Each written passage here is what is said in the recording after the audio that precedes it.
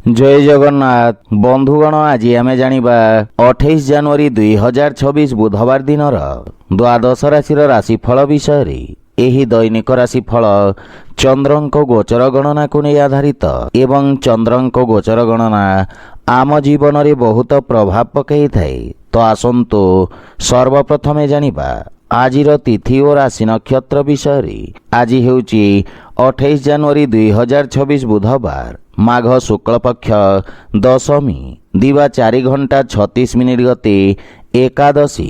आज कृतिका नक्षत्र दिवा 9 घंटा 26 मिनिट गते रोहिणी नक्षत्र। आज वृषचंद्र अहोरात्र।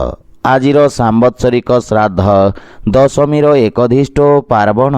आजिर शुभ बेला प्रातः 6 घंटा 33 मिनिट रु 8 घंटा 2 मिनिट पर्यंत। आजिर सूर्योदय प्रातः 6 घंटा 32 मिनिट।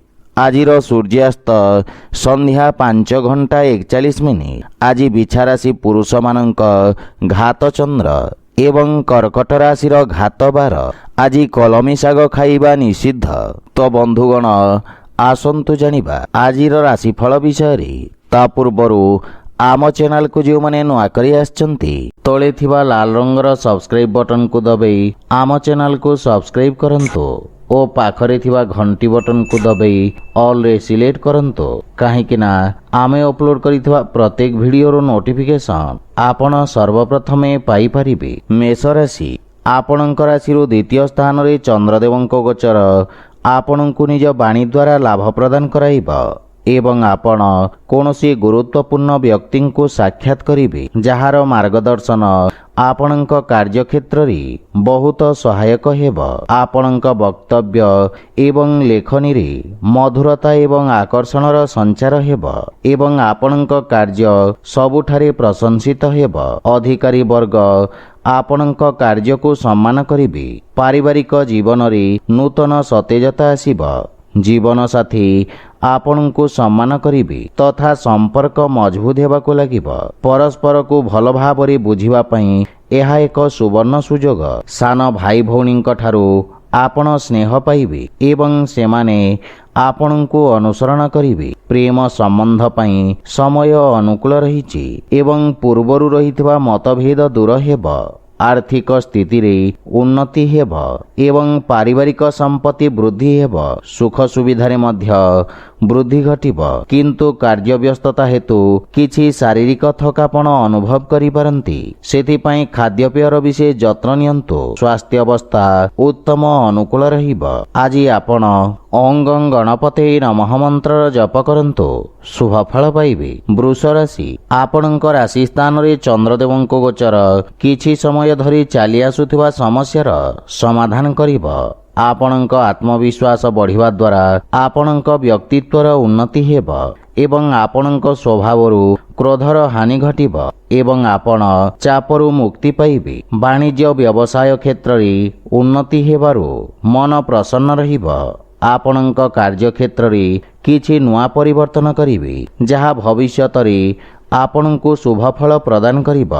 जीवन साथी आपणक व्यक्तित्व रे आसीथिबा परिवर्तन द्वारा प्रभावित हेबे। संतान पक्षरु सुखद समाचार आपणक चिंता को ह्रास करिब। पितांक सहयोगरु आपणक अटकीथिबा कार्य अग्रगति करिब किंतु परिवारर वरिष्ठ सदस्यंक स्वास्थ्य प्रति विशेष ध्यान दियंतु ओ पितामातांकर सेवा करंतु। जदि कोनोसी निवेश करिबाकू चाहंती तेबे पितांक परामर्श अवश्य नियंतु।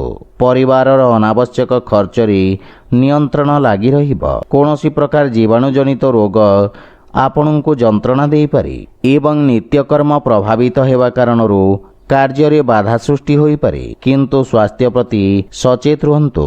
आज आपण जे कोनोसी मंदिर रे नाली रंगर ध्वजदान करंतु शुभ फल पाइबे। मिथुन राशि आपणक द्वादश भाव रे चंद्रदेवंक गोचर व्यवसाय रे किछि क्षति घटाई पारे एवं कार्य क्षेत्र रे किछि अप्रीतिकर परिस्थिति उत्पन्न होई पारे। एही समय आपणको निज लंबित कार्य समाप्त करिबाकू ଏକ ସୁଯୋଗ ପ୍ରଦାନ କରିବ। କିନ୍ତୁ କୌଣସି ନୂଆ କାର୍ଯ୍ୟ ହାତକୁ ନିଅନ୍ତୁ ନାହିଁ। ଅସୁରକ୍ଷିତ କାର୍ଯ୍ୟରୁ କ୍ଷତିର ସମ୍ଭାବନା ରହିଛି। ବିଶେଷ କରି ଷ୍ଟକ୍ ମାର୍କେଟରେ ନୂତନ ବିନିଯୋଗରୁ ଆପଣ ଦୂରେଇ ରୁହନ୍ତୁ। ରୋଜଗାର କ୍ଷେତ୍ରରେ କୌଣସି ପରିବର୍ତ୍ତନ ପାଇଁ ଏହି ସମୟ ଶୁଭ ନୁହେଁ। ପାରିବାରିକ ସ୍ଥିତି ଚାପଗ୍ରସ୍ତ ହୋଇପାରେ।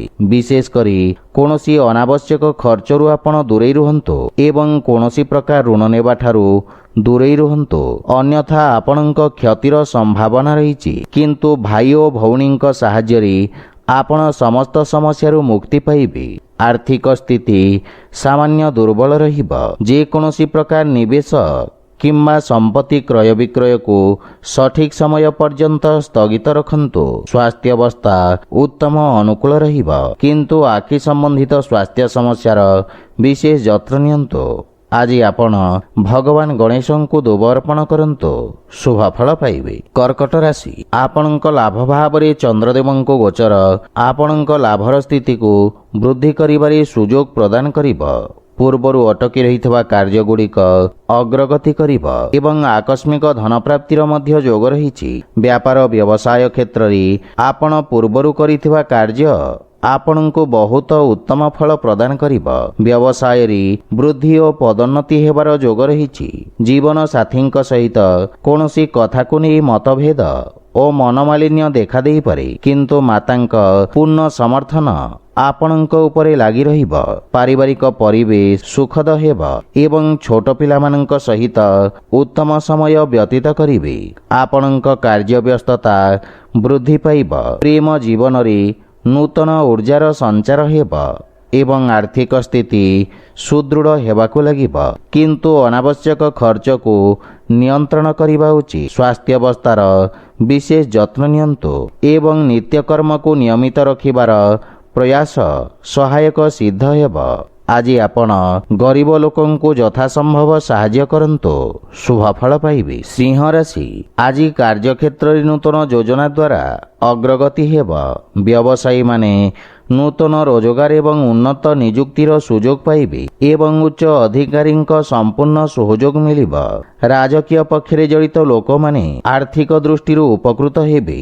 ନୂତନ ବ୍ୟବସାୟ ଆରମ୍ଭ କରିବା ପାଇଁ ଦିନଟି ଉତ୍ତମ ଅନୁକୂଳ ରହିଛି ଏବଂ ଲାଭର ସ୍ଥିତି ଉତ୍ତମ ରହିବ। ଆପଣଙ୍କ ନୂତନ ଚିନ୍ତାଧାରା ଏବଂ କ୍ରାନ୍ତିକାରୀ ଭାବନା ଆପଣଙ୍କ କାର୍ଯ୍ୟକ୍ଷେତ୍ରରେ ଉତ୍ତମ ପରିଣାମ ପ୍ରଦାନ କରିବ। ପାରିବାରିକ ଜୀବନରେ ପିତାଙ୍କ ସହିତ ସମ୍ପର୍କ ସୁଦୃଢ଼ ହେବ ଏବଂ ପରିବାରରେ ଏକ ମନୋରମ ପରିବେଶ ରହିବ। ସନ୍ତାନ ଆପଣଙ୍କ ମାର୍ଗଦର୍ଶନର ଅନୁସରଣ କରିବେ ଏବଂ ଆପଣ ଜୀବନସାଥୀଙ୍କ ଭାବନାକୁ ସମ୍ମାନ କରିବେ। ପରସ୍ପର ପ୍ରତି ପ୍ରେମ ଭାବ ବୃଦ୍ଧି ପାଇବ ଏବଂ ନୂତନ ଆୟର ଉତ୍ସ ସୃଷ୍ଟି ହେବ।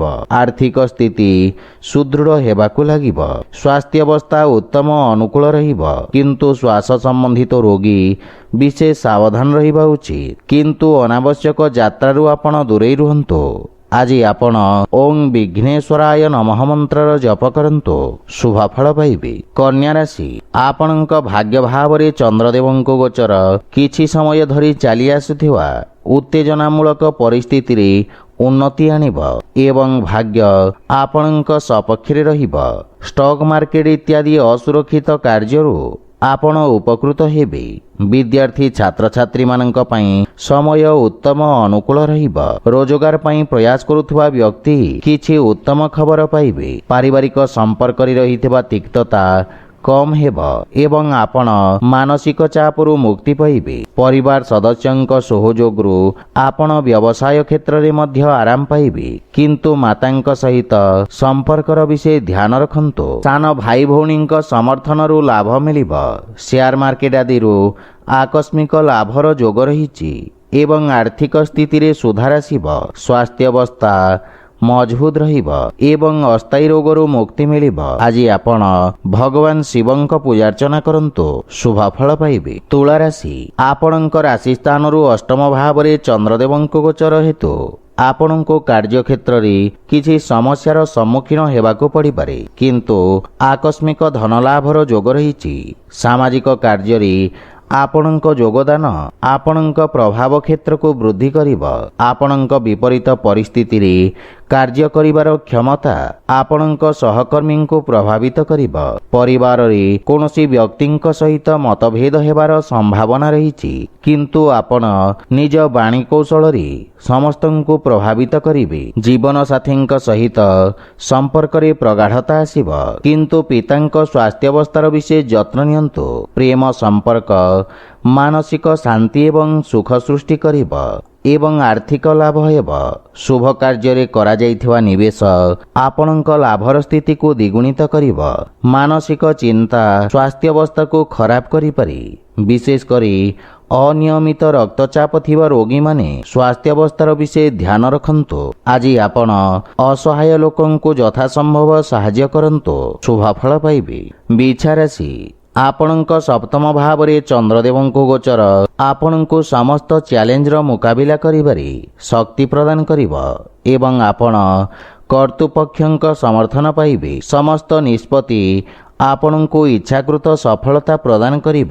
ଯଦି ଆପଣ ଭାଗିଦାରୀରେ କୌଣସି କାର୍ଯ୍ୟ ଆରମ୍ଭ କରିବାକୁ ଯୋଜନା କରୁଛନ୍ତି, ତେବେ ସମୟ ଅତ୍ୟନ୍ତ ଶୁଭ ରହିଛି। ଛାତ୍ରଛାତ୍ରୀମାନେ କିଛି ନୂଆ ଶିଖିବାର ଅବସର ପାଇବେ ଏବଂ ପିତାମାତାଙ୍କ ଆଶୀର୍ବାଦ ସହିତ ଯେକୌଣସି ନୂତନ କାର୍ଯ୍ୟ ଆରମ୍ଭ କରନ୍ତୁ, ସଫଳତା ପାଇବେ। କିନ୍ତୁ ସନ୍ତାନଙ୍କ ସ୍ୱାସ୍ଥ୍ୟ ଏବଂ ଭବିଷ୍ୟତ ସମ୍ବନ୍ଧିତ ଚିନ୍ତା ଆପଣଙ୍କୁ ବ୍ୟଥିତ କରିବ। ଜୀବନସାଥୀଙ୍କ ସହିତ ସମ୍ପର୍କରେ ମଧୁରତା ଆସିବ ଏବଂ ପରସ୍ପର ପ୍ରତି ଥିବା ଭୁଲ ଧାରଣା ଦୂର ହେବ। ପ୍ରେମ ଜୀବନରେ ଏକ ନୂତନ ଆରମ୍ଭ ହେବ ଏବଂ ସମ୍ପର୍କ ସୁଦୃଢ଼ ହେବାକୁ ଲାଗିବ। ଆର୍ଥିକ ସ୍ଥିତି ମଜବୁତ ହେବ ଏବଂ ଆଂଶିକ ଲାଭ ପାଇପାରିବେ। ରାଜକୀୟ କାର୍ଯ୍ୟରେ ସଫଳତା ପାଇବେ ଏବଂ ପେଟ ସମ୍ବନ୍ଧିତ ରୋଗରୁ ମୁକ୍ତି ମିଳିବ, କିନ୍ତୁ ସ୍ୱାସ୍ଥ୍ୟାବସ୍ଥାର ବିଶେଷ ଧ୍ୟାନ ରଖନ୍ତୁ। ଆଜି ଆପଣ ପିତୃଲୋକଙ୍କୁ ତର୍ପଣ କରନ୍ତୁ, ଶୁଭଫଳ ପାଇବେ। ଧନୁରାଶି, ଆପଣଙ୍କ ରାଶି ସ୍ଥାନରୁ ଷଷ୍ଠ ଭାବରେ ଚନ୍ଦ୍ରଦେବଙ୍କ ଗୋଚର ଆପଣଙ୍କ ଖର୍ଚ୍ଚରେ ବୃଦ୍ଧି କରିବ। ଆପଣ ନିଜ ବୁଦ୍ଧି ଏବଂ କୌଶଳ ବଳରେ ନିଜ ସମସ୍ତ ଲକ୍ଷ୍ୟକୁ ହାସଲ କରିବାରେ ସକ୍ଷମ ହେବେ ଏବଂ ଆପଣଙ୍କ କିଛି ଗୁପ୍ତ ଶତ୍ରୁ ଆପଣଙ୍କ ଭାବମୂର୍ତ୍ତିକୁ ନଷ୍ଟ କରିବାକୁ ପ୍ରୟାସ କରିବେ। ଆପଣ ନୂତନ ଲୋକଙ୍କ ସହିତ ସାକ୍ଷାତ କରିବେ। କ୍ୟାରିୟରରେ ଉତ୍ତମ ଉନ୍ନତିର ଯୋଗ ରହିଛି।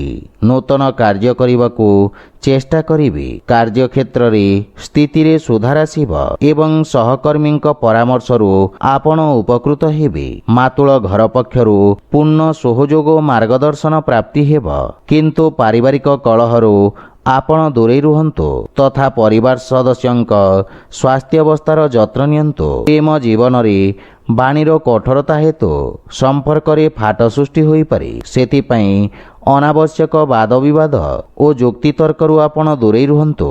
ଯଦି ଆପଣ ବ୍ୟବସାୟିକ ଋଣ ପାଇଁ ଚେଷ୍ଟା କରୁଛନ୍ତି, ତେବେ ଜଣେ ପରିଚିତ ବ୍ୟକ୍ତିଙ୍କ ସାହାଯ୍ୟ ପାଇବାର ସମ୍ଭାବନା ରହିଛି। ଗଣ୍ଠିପୀଡ଼ା ଯନ୍ତ୍ରଣା ଭୋଗୁଥିବା ରୋଗୀମାନେ ଉପକୃତ ହେବେ। ଆଜି ଆପଣ ବୃଦ୍ଧ ଲୋକଙ୍କୁ ସାହାଯ୍ୟ କରନ୍ତୁ, ଶୁଭଫଳ ପାଇବେ। ମକର ରାଶି, ଆପଣଙ୍କ ରାଶିରୁ ପଞ୍ଚମ ଭାବରେ ଚନ୍ଦ୍ରଦେବଙ୍କ ଗୋଚର ଆପଣଙ୍କ ସୃଜନଶୀଳ ଦକ୍ଷତା ବୃଦ୍ଧି କରିବ। କଳାକ୍ଷେତ୍ର ସହିତ ଜଡ଼ିତ ବ୍ୟକ୍ତି, ବିଶେଷ କରି ରଙ୍ଗମଞ୍ଚ ଏବଂ ଚଳଚ୍ଚିତ୍ର କ୍ଷେତ୍ରରେ ଜଡ଼ିତ ବ୍ୟକ୍ତି ନୂତନ ସୁଯୋଗ ପାଇବେ। ବ୍ୟବସାୟରେ ଅଂଶୀଦାରମାନଙ୍କ ଦ୍ୱାରା ଲାଭର ସ୍ଥିତି ବୃଦ୍ଧି ପାଇବ। ଛାତ୍ରଛାତ୍ରୀମାନଙ୍କ ପାଇଁ ସମୟ ଅତ୍ୟନ୍ତ ଶୁଭ ରହିଛି। ଆପଣ ନିଜର ସମସ୍ତ ଲକ୍ଷ୍ୟ ପୂରଣ କରି ପିତାମାତା ଏବଂ ଗୁରୁଜନଙ୍କୁ ଗୌରବାନ୍ୱିତ କରିବେ। ପାରିବାରିକ ପରିବେଶରେ ଶାନ୍ତି ସୌହାର୍ଦ୍ଦ୍ୟ ଲାଗି ରହିବ। ଯଦି ମାତାଙ୍କ ସହିତ କୌଣସି ବାଦବିବାଦ ଥାଏ, ତାହା ଦୂର ହେବାକୁ ଲାଗିବ। ସନ୍ତାନ ପକ୍ଷର ଉନ୍ନତିରୁ ଆପଣ ବିଶେଷ ଆନନ୍ଦ ପ୍ରାପ୍ତ କରିବେ ଏବଂ ସନ୍ତାନ ଆପଣଙ୍କ ଆଜ୍ଞାର ଅନୁପାଳନ କରିବେ। ଭାଇମାନଙ୍କ ସାହାଯ୍ୟରେ ଆପଣଙ୍କ ସମସ୍ତ କାର୍ଯ୍ୟ ସଫଳ ହେବ। ଆର୍ଥିକ ସ୍ଥିତି ମଧ୍ୟମ ରହିବ।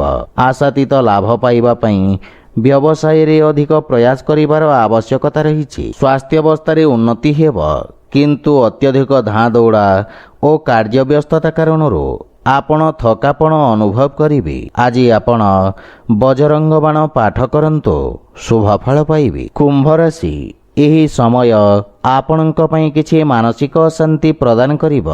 ଆପଣ ବ୍ୟବସାୟ ଏବଂ ବ୍ୟବସାୟର ଭବିଷ୍ୟତ ବିଷୟରେ ଚିନ୍ତିତ ରହିବେ। ବ୍ୟବସାୟରେ କିଛି ଆର୍ଥିକ କ୍ଷତି ହେବାର ସମ୍ଭାବନା ରହିଛି। ମାନସିକ ଚାପ ଆପଣଙ୍କ ବକ୍ତବ୍ୟରେ କଠିନତା ସୃଷ୍ଟି କରିପାରେ। ଯାହା ଆପଣଙ୍କ ବୃତ୍ତିଗତ କ୍ଷେତ୍ର ପାଇଁ କ୍ଷତିକାରକ ହୋଇପାରେ। ସହକର୍ମୀମାନଙ୍କ ସହିତ ନିଜ ବ୍ୟବହାରର ବିଷୟ ଧ୍ୟାନ ରଖନ୍ତୁ, ଅନ୍ୟଥା ଆପଣଙ୍କ ଭାବମୂର୍ତ୍ତି କ୍ଷତିଗ୍ରସ୍ତ ହୋଇପାରେ। ମାତାଙ୍କ ସହିତ କିଛି ବାଦବିବାଦର ସମ୍ଭାବନା ରହିଛି। ଆପଣଙ୍କ ବକ୍ତବ୍ୟ ଏବଂ କ୍ରୋଧକୁ ନିୟନ୍ତ୍ରଣ ରଖନ୍ତୁ। ଶାନ୍ତ ମନ ସହିତ ସମସ୍ୟାର ସମାଧାନ କରିବାର ପ୍ରୟାସ କରନ୍ତୁ। ପିତାଙ୍କ ମାର୍ଗଦର୍ଶନ ଏବଂ ସମର୍ଥନ ଆପଣଙ୍କ ଉପରେ ଲାଗି ରହିବ। ଜୀବନସାଥୀଙ୍କ ସହିତ ସମ୍ପର୍କରେ ପ୍ରଗାଢ଼ତା ଆସିବ ଏବଂ ପ୍ରେମ ଜୀବନରେ ମଧୁରତାର ଭାବ ରହିବ। କିନ୍ତୁ ଆପଣ ଅନ୍ୟମାନଙ୍କ ଅନୁଗ୍ରହ ବୁଝିବାକୁ ଚେଷ୍ଟା କରିବା ଉଚିତ। ଯଦି ଆପଣ ବ୍ୟବସାୟ ପାଇଁ ବ୍ୟାଙ୍କରୁ ଋଣ ପାଇବାକୁ ଚାହୁଁଛନ୍ତି, ତେବେ ସମୟ ଅନୁକୂଳ ରହିଛି ଏବଂ ବିଶେଷ ଲାଭପ୍ରାପ୍ତି ହେବ। ମାନସିକ ଚାପ ଆପଣଙ୍କ ନିଷ୍ପତ୍ତି ନେବା କ୍ଷମତାକୁ ପ୍ରଭାବିତ କରିବ, କିନ୍ତୁ ଯାନବାହନ ଚଳାଇବା ସମୟରେ ବିଶେଷ ସତର୍କତାର ଆବଶ୍ୟକତା ରହିଛି। ଆଜି ଆପଣ ହନୁମାନ ଚାଳିଶା ପାଠ କରନ୍ତୁ, ଶୁଭଫଳ ପାଇବେ। ମୀନ ରାଶି, ଆପଣଙ୍କ ତୃତୀୟ ଭାବରେ ଚନ୍ଦ୍ରଦେବଙ୍କ ଗୋଚର ଆପଣଙ୍କ କାର୍ଯ୍ୟକ୍ଷେତ୍ରରେ ସକାରାତ୍ମକ ପରିବର୍ତ୍ତନକୁ ନେଇ ଆପଣଙ୍କୁ ଖୁସି ପ୍ରଦାନ କରିବ। ଆପଣଙ୍କ ରାଜନୈତିକ ବର୍ଚସ୍ୱରେ ବୃଦ୍ଧି ହେବ ଏବଂ ଆପଣ ହାତରେ ଥିବା ସମସ୍ତ କାର୍ଯ୍ୟକୁ ଦକ୍ଷତାର ସହିତ ସମ୍ପୂର୍ଣ୍ଣ କରିବେ। ବ୍ୟବସାୟୀ ବର୍ଗଙ୍କ ପାଇଁ ଏହି ସମୟ ନୂତନ ଯୋଜନା କ୍ରିୟାନ୍ୱିତ କରିବା ପାଇଁ ଉତ୍ତମ ସମୟ। ଆପଣ ନିଜ କାର୍ଯ୍ୟକ୍ଷେତ୍ରକୁ ସଫଳତାର ସହିତ ବିସ୍ତାର କରିବେ ଏବଂ ପରିବାରର ସୁଖ ଏବଂ ସମୃଦ୍ଧତା ପାଇଁ ଖର୍ଚ୍ଚ କରିବେ। ଜୀବନସାଥୀଙ୍କ ପୂର୍ଣ୍ଣ ସମର୍ଥନ ପ୍ରାପ୍ତି ହେବ। ବିଦେଶରୁ କିଛି ଭଲ ଖବର ପାଇ ପ୍ରସନ୍ନତା ଅନୁଭବ କରିବେ। ବଡ଼ ଭାଇମାନଙ୍କର ବିଶେଷ ସମର୍ଥନ ଆପଣଙ୍କ ଅଗ୍ରଗତିର କାରଣ ହେବ। ପିତାଙ୍କ ସ୍ୱାସ୍ଥ୍ୟାବସ୍ଥାର ବିଶେଷ ଧ୍ୟାନ ନିଅନ୍ତୁ ଏବଂ ଆର୍ଥିକ ପ୍ରଗତି ହେବ, କିନ୍ତୁ ପାରିବାରିକ ଖର୍ଚ୍ଚରେ ବୃଦ୍ଧି ମାନସିକ ଚାପ ସୃଷ୍ଟି କରିପାରେ। ସ୍ୱାସ୍ଥ୍ୟାବସ୍ଥାରେ ଉନ୍ନତି ହେବ, କିନ୍ତୁ ସତର୍କତା ବଜାୟ ରଖନ୍ତୁ। ପ୍ରାଣାୟାମ ଏବଂ ଦୈନିକ ବ୍ୟାୟାମର ଆବଶ୍ୟକତା ରହିଛି। ଆଜି ଆପଣ ଶ୍ରୀ ରାଧାକୃଷ୍ଣଙ୍କ ଆରାଧନା କରନ୍ତୁ, ଶୁଭଫଳ ପାଇବେ। ତ ବନ୍ଧୁଗଣ, ଏହା ଥିଲା ଆଜିର ରାଶିଫଳ ବିଷୟରେ। ଯଦି ଭିଡ଼ିଓଟି ଆପଣମାନଙ୍କୁ ଭଲ ଲାଗିଥାଏ, ଲାଇକ୍, ସେୟାର ଓ କମେଣ୍ଟ କରି ଜଣାନ୍ତୁ ଏବଂ ଆମ ଚ୍ୟାନେଲକୁ ସବସ୍କ୍ରାଇବ୍ କରନ୍ତୁ। ଜୟ ଜଗନ୍ନାଥ।